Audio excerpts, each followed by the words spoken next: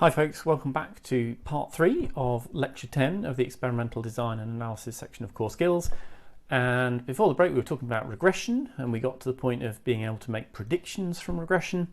Now I want to move on to look at the all important but rather irritating assumptions of regression, which are very much like the assumptions of other parametric statistical tests, before finally having a look at a slightly different but related topic called analysis of covariance, which really blends together regression, as I've just taught you, and analysis of variance that we learnt about in the previous 2 weeks.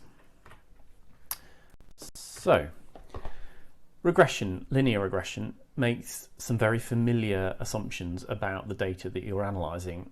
The first is that the variables you're analysing are continuous, so not discrete or categorical, but numerical and on a continuous scale.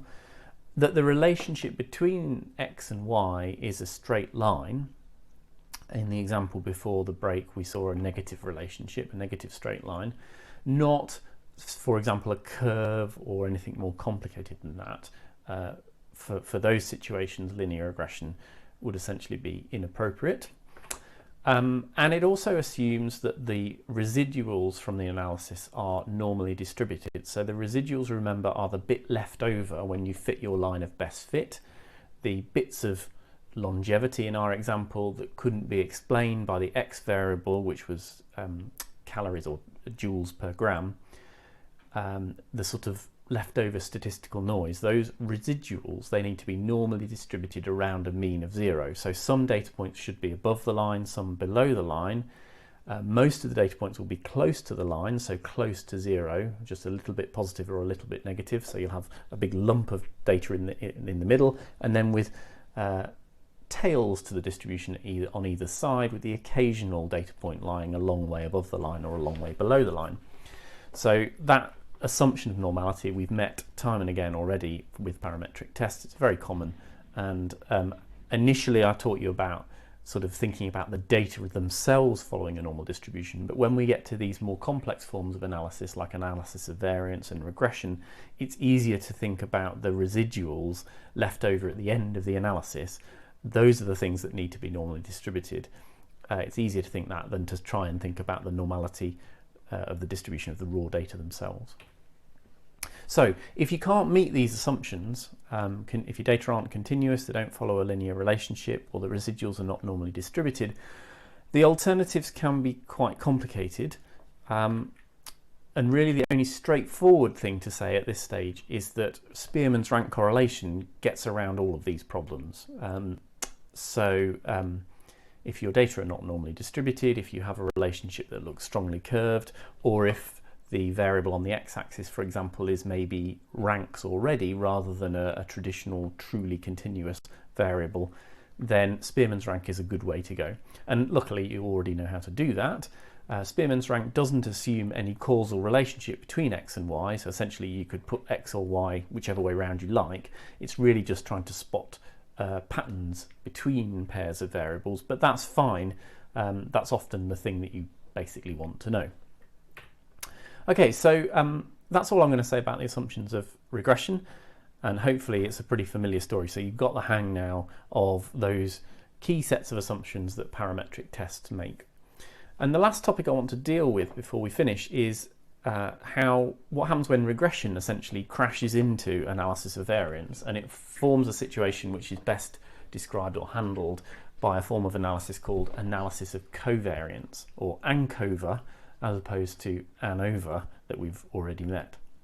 So this is for a situation where you're interested in a response variable, like in the previous example the response variable was longevity, how long fruit flies live. And you have both a continuous predictor variable, like how much energy there was in the food, but also a discrete independent variable or predictor variable, such as, fruit fly species. You might be looking at multiple species of fruit fly, and in each of them you're looking at the effect of the quality of the food on longevity. So you're kind of imagining a situation in which you might have multiple lines of best fit, one for each species in the example I was just giving. And in this situation, clearly you can't just use regression, because you've not only got a continuous X variable, you've also got a factor in there, but you can't use analysis of variance because, as we've seen so far, analysis of variance only deals with factors, so it can't cope with the existence of a continuous predictor variable, or a covariate as we tend to call it, such as the calorific value of the food in the previous example. So in these situations, you're going to actually end up blending together these two forms of analysis, and luckily it ends up looking extremely similar to what we've already seen. Really, it's just a variation on the same theme, and it's called analysis of covariance. So let's look at a real example to try and help you explain the situations in which you might want to use analysis of covariance, and what the results mean when you get them out. So the example I'm going to use might be close to your heart. It's about the effect of eating breakfast on your performance in studying in schools or in universities. Again, this is one of the topics that the neuroscientists in the School of Life Science have done some research on, looking at. This is kind of one of several popular ideas out there in the public consciousness that, oh, you must have a good breakfast, otherwise you can't learn at school. But one that has, like the exercise example I gave earlier on in the course, not been very well tested until now. It's sort of an almost, I was going to say it's almost like a myth, but it's just, it doesn't, we didn't have any evidence to support the idea, at least until recently. But some studies have now been done looking at whether it's really true that if you have a good breakfast, you end up learning better at school or in other contexts.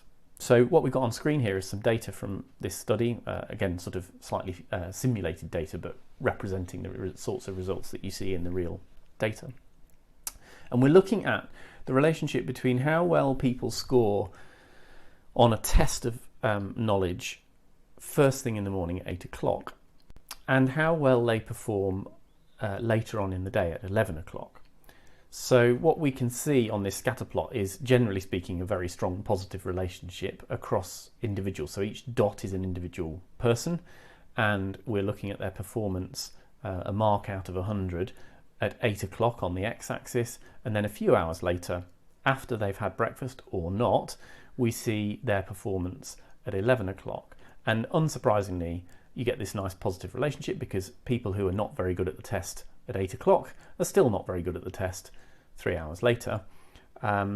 Obviously, these tests are done with randomized selections of questions, so different questions at the 2 time points, but basically assessing similar kind of understanding. So we're looking at how well people's understanding is, or how good their understanding is when they get up before they've had breakfast, and then later in the day on the same topic but different set of questions. And the distinction here, though, is that there are 2 sorts of data, because there is not only a covariate, a continuous predictor, which is the baseline performance of these individuals at 8 o'clock in the morning. That's one obvious predictor of how they're going to perform later in the day. But there is this additional factor, or discrete categorical predictor, which is whether or not they have breakfast. So in this study, half of the volunteers were given a hearty breakfast, and half of them were asked to fast until mid-morning, when their knowledge was tested again. So the difference between the green and the white blobs is the difference between these two groups. 2 groups form part of a factor, which, so this is a categorical independent variable distinct from the continuous independent variable that's on the x-axis of the graph. So we've now got 2 independent variables, one of which is categorical, one of which is continuous. And they both potentially help to predict how well somebody will perform in their test at 11 o'clock. It kind of goes without saying that their baseline ability, how they tested at 8 o'clock in the morning, is a very good predictor of how well they will do later on in the day. The real question we've got is, does giving them a hearty breakfast affect that relationship? Does it perhaps improve their performance a little bit later on in the day? Or put it another way, if you don't have breakfast, do you perform more poorly? So in this situation where we have one factor and one covariate, it's just like a 2-way analysis of variance that we saw last week. You've got 2 independent variables, which means you end up with 3 questions relating to 3 null hypotheses about the data. The 3 questions that we could ask here are, is the test performance consistent between the 8 o'clock and 11 o'clock? Does test performance at 8 o'clock predict test performance at 11 o'clock? In other words, is there this positive relationship between the 2 sets of data, which it appears there is on the screen? Second question is, does breakfast improve test scores? So do we see an uplift in the scores of people who've had breakfast? And the third question is, do those two things interact? So does any benefit of having breakfast depend on how good you were to start with?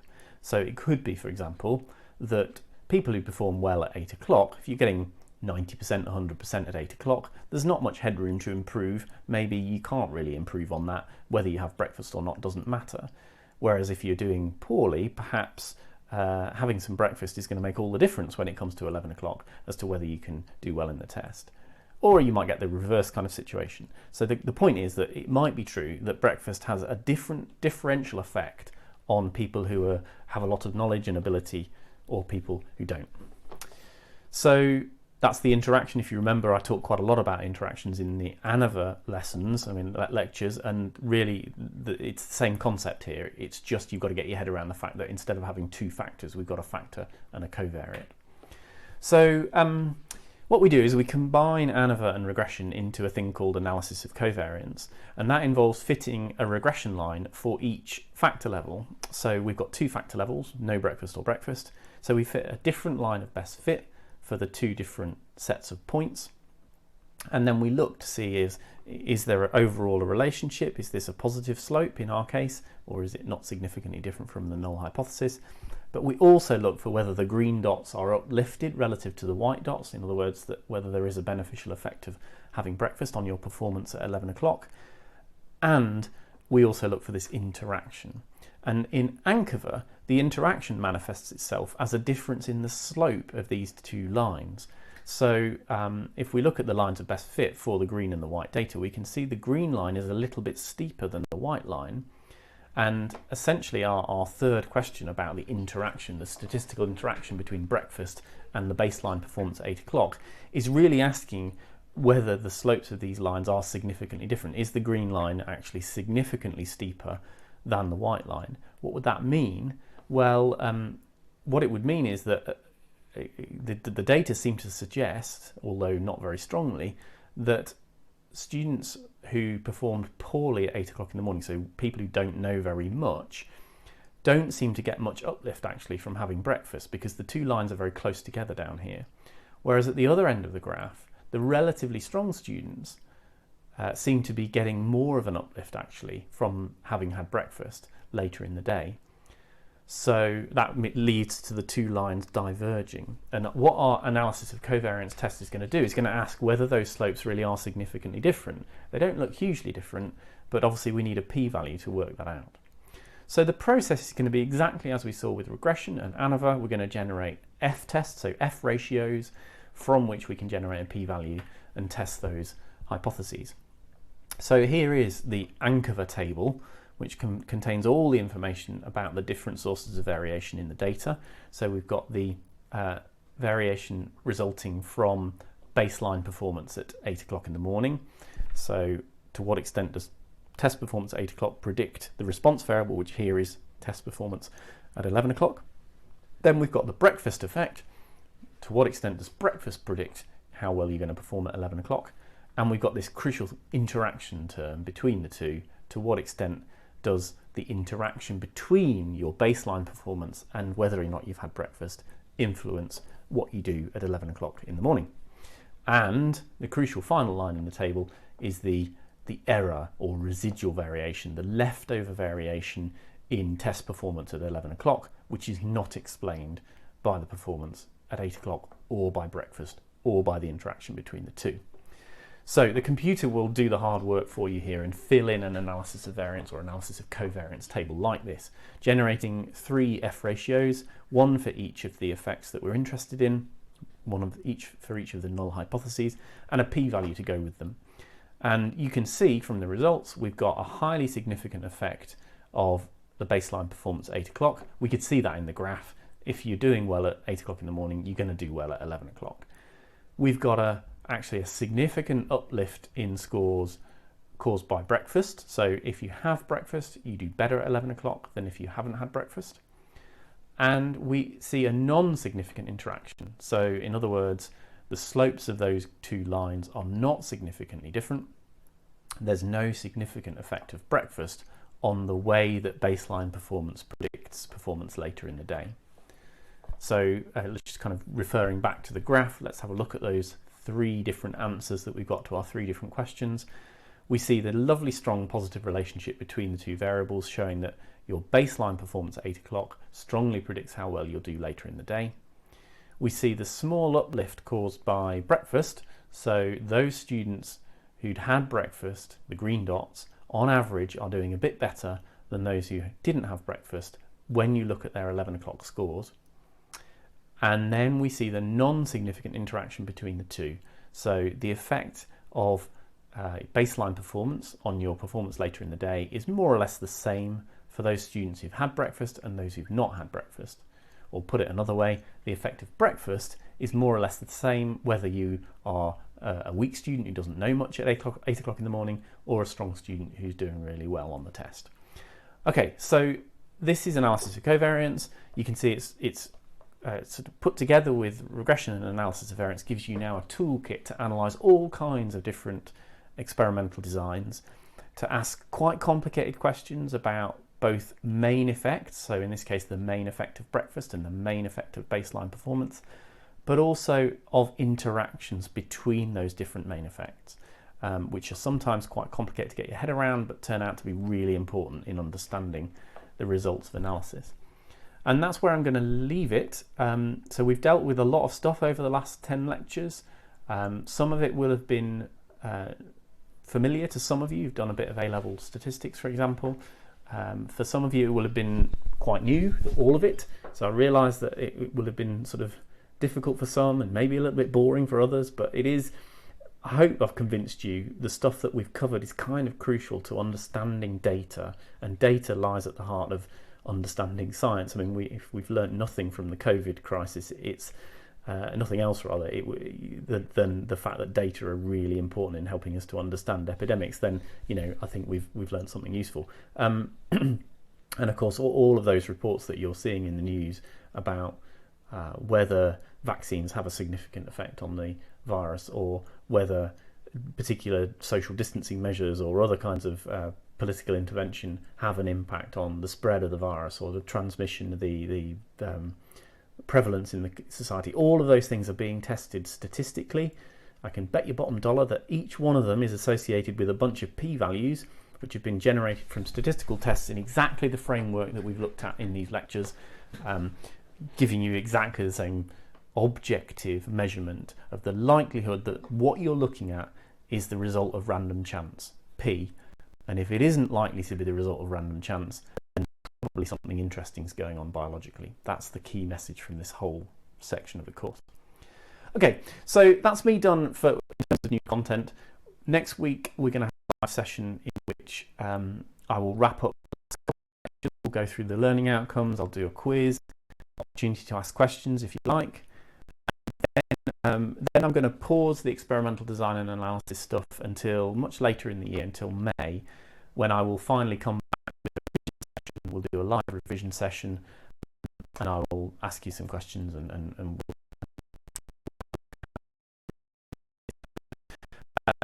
in the meantime, there are other things going on in the core skills modules. So, for example,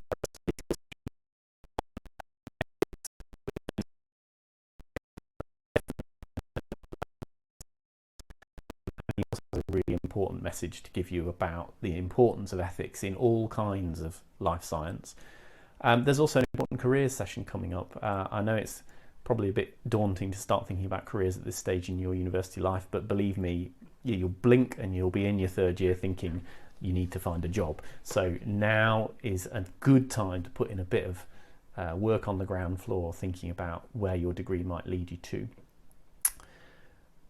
For this stats content, those of you in particular who are a little bit worried about it, maybe finding it quite difficult, do check out the various resources that are available to support you. So, for example, the recommended textbook, Asking Questions in Biology, is a good place to start if you're getting confused about what all these tests are for and what's a hypothesis, etc.